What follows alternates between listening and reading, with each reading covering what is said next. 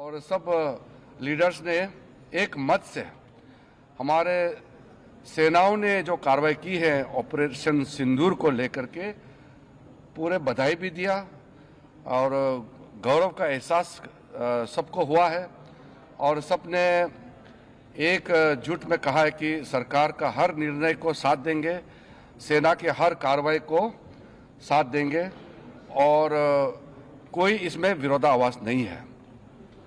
एक दो मुद्दे सुझाव भी आए हैं। एमपीज ने अपने अपने जो कंसर्न्स को भी बताया कि लड़ाई का हालात में और इस तरह का जो कोई बड़ी घटना होती है तो हमको सतर्क रहना चाहिए।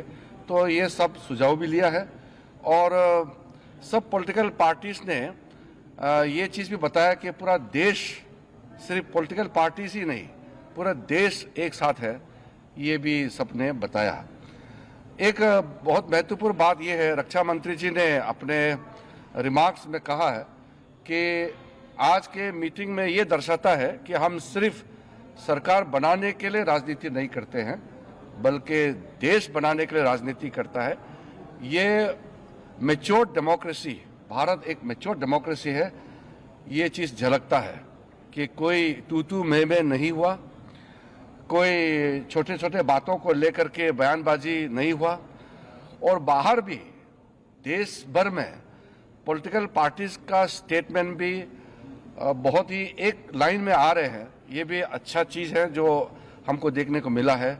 तो ऑपरेशन सिंदूर का कार्रवाई, क्योंकि ये ऑनगोइंग ऑपरेशन है, इसलिए अलग से ऑफिशियल ब्रीफिंग नहीं है। ये रक्षा मंत्री जी की ओर से, सरकार की ओर से पूरा पॉलिटिकल लीडर्स को ब्रीफिंग हुआ है और मैं सारे पॉलिटिकल पार्टीज के नेताओं को धन्यवाद देना चाहता हूं कि पूरे जितने अपेक्षित थे सब नेता आए और जैसे हमने सोचा है वैसे ही सबने सहयोग दिया और एक मीटिंग को बहुत अच्छी तरीके से, एक फ्रूटफुल मीटिंग हम कह सकते हैं, बहुत सकारात्मक मीटिंग में कह सकता हूं कि संपन्न हुआ और फिर एकजुट में हम बाहर निकले हैं। सबने कहा कि सरकार का कोई भी कदम को पूरा देश एकजुट होकर के समर्थन करेंगे।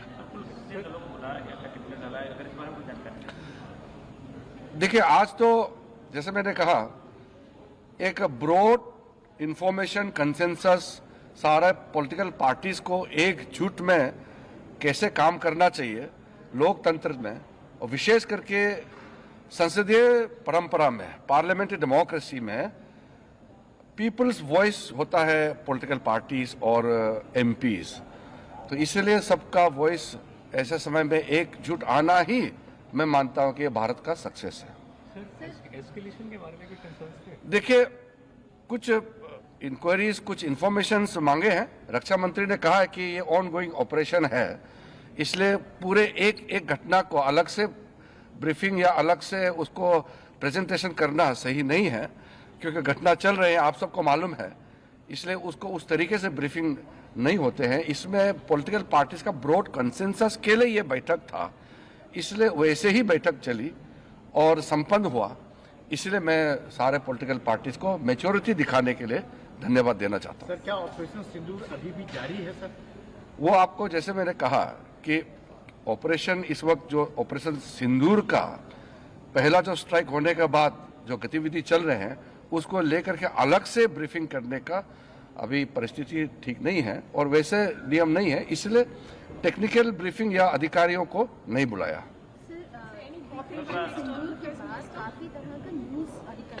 देखिए, फेक न्यूज़ के बारे में हमारे कई सदस्यों ने उठाया है।